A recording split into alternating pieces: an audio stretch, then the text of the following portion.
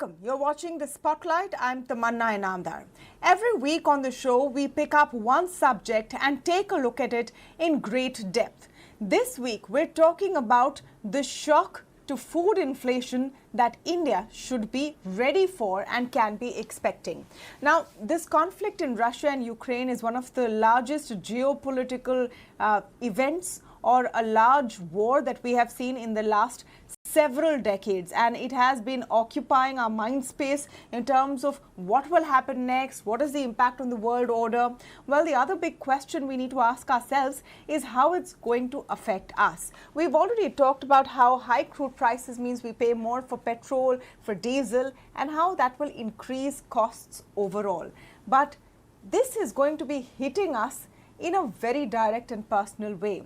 The average cost of a plate of food in every Indian household is expected to go up significantly. Already we've seen the highest spike in decades in prices of wheat, in prices of edible oil, and this comes on top of food inflation, which was already inching upwards in India. Now, how are we going to handle this increase in food inflation, and what are the aspects of food which will be impacted the most? Let's begin with this report by my colleague Kritika Arora, who's telling you how you're going to have to pay more for every meal, whether it's breakfast, lunch or dinner. The world watches on in horror as war has broken out in Europe with Russia's invasion of Ukraine. While the humanitarian crisis grows, back in India, concerns are growing on the impact this geopolitical conflict will have on food inflation. The crisis has led to a flare-up of prices of global agricultural commodities like wheat, corn, sunflower oil and soybean oil. This is because Russia and Ukraine are major exporters of food grains and edible oil. Spiking agricultural commodities could lead to food prices soaring across the world. Here in India, food inflation has been a nagging cause of worry even before the Russia-Ukraine conflict broke out. An average Indian's meal has become more expensive, be it the bread, tea or toast that you have in the morning, pulses and meat you have in lunch, or even the beer on the weekend. The cost of commodities that goes into making these meals has shot up. In just the last 10 days, wheat prices have risen by 10% and edible oil have jumped by 20%. Not only this, prices of items like milk, sugar, mustard oil, coffee have also increased due to higher transportation and packaging costs led by soaring crude prices. It's not just about the raw materials, even the packing material costs are going to go up significantly. Now, given that, I think there's going to be across the board increase in costs of RM and PM. This would result in increase in prices because normally what happens is companies would try to absorb some increase in raw material or packing material cost. But if we look at last 1.5 years, the trends have been very, very inflationary. Most commodities have gone up even before war, and now they have gone up significantly. It's not just soft commodity prices that will pinch consumers. FMCG companies have been consistently increasing prices over the last few months and see an inflation of 25 to 30% in their input costs due to the geopolitical situation. So whether it's biscuits or beer, tea or coffee, get ready to pay more. For ET Now, this is Kritika Arora.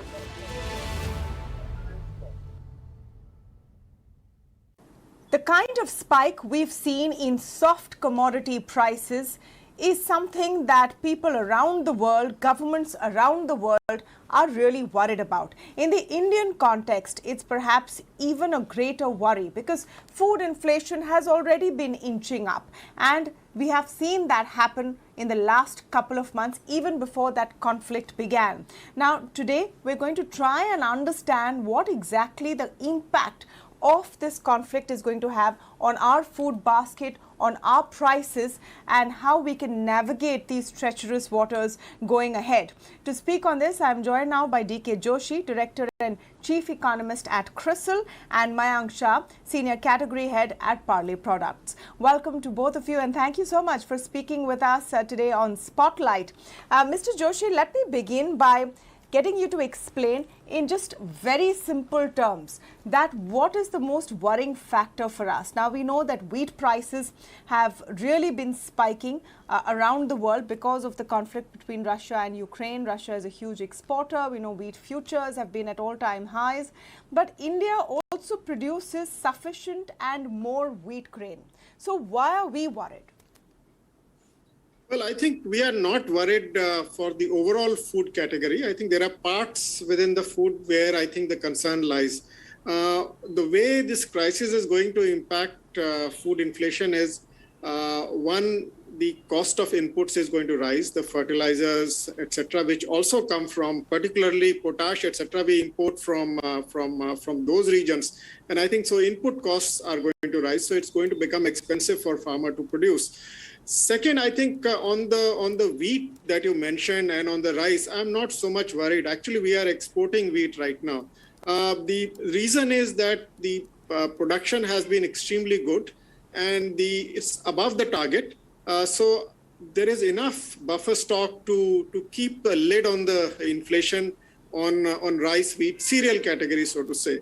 Now, if you move from there to edible oils, that's where the major concern is. Edible oil is used, I think it's a cooking medium. So it enters every, I think, whatever you cook, I think it's going to show up there. So edible oil prices are also heating up, and I think they've already been high. And we depend a lot on edible oil imports. Now, two things are happening. One, the currency is weakening, which means imports are getting expensive. And second, the prices of edible oils itself is rising. So it will make the edible oil imports more expensive. And I think it will also reflect in domestic rise in edible oil prices. So I think that's what I would be worried about. Here, I think what possibly can be done is, since it's imported, you can't control the currency, so you can at least reduce the tariffs wherever there is a scope to do that. I think that's one way of cushioning. So I think that's very broadly how I see the food inflation getting impacted. It is still a comfort. In India, food inflation is still in a comfort zone. It's very different from what's happening in the rest of the world. And one of the reasons is that we have self-sufficiency in cereals. Pulses, I think they are more volatile, but I think they are hardier crop. I don't see too much pressure on pulses, I think, right now, but I would be very worried about edible oils, because edible oil going up also means the biscuits and everything. I think Mr. Shah can talk about those. I think everything goes up, I mean, along with that. How everything on your plate, from breakfast to lunch to dinner and even a beer, maybe on a Friday evening, is going to get more expensive because prices of barley have gone up. Mayank, break that down for us. How, at the end of the day, if you include the cost of packaging, which gets impacted by crude, milk prices have gone up, wheat, edible oil, how does this all impact a manufacturer like you, and then by extension, of course, every Indian household? So if I'm talking about the current situation, I'll put it this way. It's unprecedented. In my last 2 decades of working with Parle, I've never seen a situation like this, where I'm seeing inflationary trends and price hike happening across the board. To further, delve upon what Mr. Joshi, just shared, I think while we are in a very sweet spot as far as wheat is concerned, and our production, last year was about 111 million tons, which was higher than the previous year, which was about 107 million tons. In fact, till about 2 months back, the FCI stock was about 35 million tons, which they have reduced, and rightfully so, because, the harvest season is coming and FCI would have to, buy more wheat at MSP rates. And as we talk, the February end stocks of FCI about 28 million tons, which is higher than the 21 million, 22 million tons, which is our requirement plus with buffer and safety kind of thing. So that way we are in a sweet spot. However, when you talk about the impact of Ukraine exports, Ukraine and Russia contribute about 30 to 40% of the total world exports. And the big buyers are Egypt, Turkey, and GCC countries. All of them have started looking at India. Now, Ukraine produces about 30 million tons, of which, almost 25 million tons is exported. Now, if that stops, sanctions are there on Russia, Possibly, if tomorrow, Russia is able to implement a government of their choice in Ukraine, sanctions would also be on Ukraine. As a result of which all these countries, and it has already started, they have started looking at importing from, other countries, and India being one of the major destinations. In last few days, in last 10 days, we have seen almost about 30%, 35% increase in wheat prices. Now, 35% in wheat is a very big thing. It's a staple crop of India. And if we look at 35% increase, and it's a major raw material for most processed foods. Now, that's really very, very big. In terms of total cost, wheat contributes, to a variety like biscuit. Almost about 35-40% of the total cost of a biscuit is the wheat flour cost. Now, that, throws out of gear the entire costing of any particular category. Now, that's about wheat. Secondly, we are talking about edible oils. Now, Ukraine being a major supplier, almost 80% plus, exports of sunflower oil happening from Ukraine. Although in India's consumption basket, we are talking about, less than 10% of consumption of within edible oils of sunflower oil. But it has very, it has many substitutes in terms of if you are talking about cooking medium. So the groundnut oil prices started going up. We saw, soya oil prices going up. We saw cotton seed oil prices going up because of the substitute effect. If sunflower goes up, people who typically consume would, switch to, if the prices are going up really high, to probably a groundnut or a cotton seed or, soya oil also. So their prices have started going up. Palm is at an all-time, it was at an all-time. So one minute, Mayank, let me just stop you there because, we're trying to explain. Just give me a second, because we're trying to, explain to people in a little more in-depth what the issue is, especially on Spotlight. Do we have no domestic alternatives to edible oil? No, we don't have. So while we produce a part of it, a significant portion of our requirement of edible oils are imported. Palm being, one of the biggest imports. Now, crude has an impact on palm. Edible oils have a high correlation with crude. The reason being, Indonesia and Malaysia, which are top producers of palm or major producers of palm, they use palm to blend. They use it as a biofuel to blend, with the crude. When crude goes up, to save their forex, they increase the blending percentage. As a result of which, the palm oil prices, further shoot up. That's what is happening right now. So otherwise, there is no issue with palm. Ukraine and Russia have no role to play in palm. But because the crude, Russia is a major exporter of crude, and because of embargo on Russia or sanctions on Russia, the crude we have seen, Brent at $138, and people are speculating to go up to $200 and above per barrel. With that, I think, Indonesia and Malaysia already have, started sending signals of they increasing the biofuel blend in their crude, which is, taking up. So in fact, palm 2 days back was at 180 rupees per liter in terms of spot market, from about 115, 120, 20 days back. Now that's the kind of price hikes which are seen, in edible oils. So it's not just processed food. It's also the average Indian's plate that we're talking about. Mr. Joshi, talk to us about the food inflation basket, and you said that you weren't too worried about wheat. We produce enough wheat, though the prices have gone up. Edible oil is something that no one can afford not to have. Edible oil is unavoidable. But what about other components? If I compare to a year ago, hasn't food inflation already been inching up in other categories as well? If I take dairy, milk, if I take eggs, meat, etc., pulses, everything is on the rise, even sugar. Well, I think, yes, some parts are definitely on the rise. I just wanted to add a bit to the edible oil story. I think it's not that India doesn't produce edible oil, oil seeds. It does, but I think the production for wheat, rice, etc. has been good, but edible oil is below target. So there's an additional pressure that comes on edible oil. So when you look at the food plate, I think you look at the consumption basket. I mean, what poor consume, what middle class consumes, what the rich consume, that also varies. But for an average Indian, I think the prices of cereals broadly, pulses, which is vegetable protein, which is for vegetarians, and animal protein for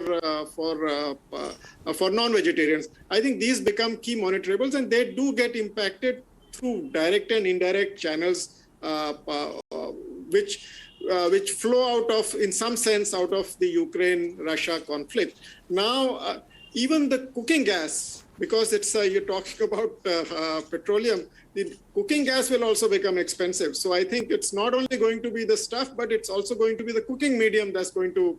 So overall, food on the plate is going to get hit from several sides if this conflict continues for longer.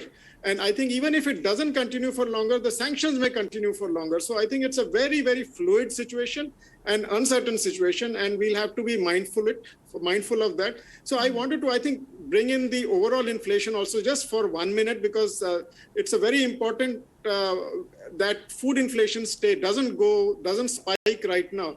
Otherwise, I think with oil prices over 100, if food inflation spikes the way it did in 2012 to 2014, then your inflation will become really very, very burdensome. I think last year we were, the food inflation was relatively lower. And this year also, among most forecasters, I think the assumption is that it's not going to, overall food inflation is not going to spike up. So I think this is going to spoil not only the budget of the household, but also I think the general comfort that we had that inflation is broadly under control. I mean, it's not like double digits or so, I think. So central bank's job will also become difficult. Yeah. Mayank, let me come back to you on, the big question. We know that there have been a series of price hikes by FMCG companies through just this year. The majors have taken 3 to 4 price hikes, some even towards the end of last year. Are we going to see more of this pattern? Are we going to see a situation where there's shrinkflation, where, the size of the product reduces instead of the MRP? Or are we now also going to be seeing MRPs being passed on? So as far as the price hike is concerned, it's going to be inevitable. Whatever price hikes which have been taken in last 1 year, 1.5 years, 2-3 price hike by most companies, they probably mitigated only 50% to 60% of their increase in cost. The balance was absorbed by them, by probably reduced profits or whatever. So they compromised on their bottom line and, cushioned consumers from the price hikes. Only about 50-60% of the price hike was passed. So having already utilized that cushion that they had, any further increases now, are going to result in price hikes. So I don't think that, there is any further scope of absorbing any increase in cost by any of the companies. I'm talking about most companies, 90-95% of the companies. Having said that, the sheer amount of inflation that we are talking about and the impact of that cost inflation is going to be such that while a typical tendency is always, to reduce the pack size a little bit to be in the popular price points like 5 rupees, 10 rupees, there is always a price hike in the higher packs. This time you may see for a change a difference in terms of, actual MRP increases, because I don't think that with the given inflation, whatever you are selling today at probably a 5 rupee or 10 rupee, you would be able to, continue selling it by reducing a bit of quantity or something like that. Either has to be a significant reduction in quantity, which already has happened over a period of time. And, any further, I think will probably not make pack look any, acceptable, or it would not be acceptable to consumer in terms of, a very small pack, where there would be a natural tendency to migrate to a higher pack. So there would be price hikes. Okay, so price hikes are inevitable. We need to prepare for the onslaught of what is coming. I think one important takeaway is that even if by some chance the conflict ceases quickly, and there seems to be no signs of that right now, the sanctions are not going to go away anytime soon. So that turmoil of high commodity prices is here to stay, at least for the short to medium term. Thank you so much to both of you for joining us on this edition of Spotlight and explaining to us why we in India are going to be impacted in a very personal and very direct way by what is happening between Russia and Ukraine right now. It's in fact going to reflect even on our plate of food. Thank you so much for joining us this week on Spotlight.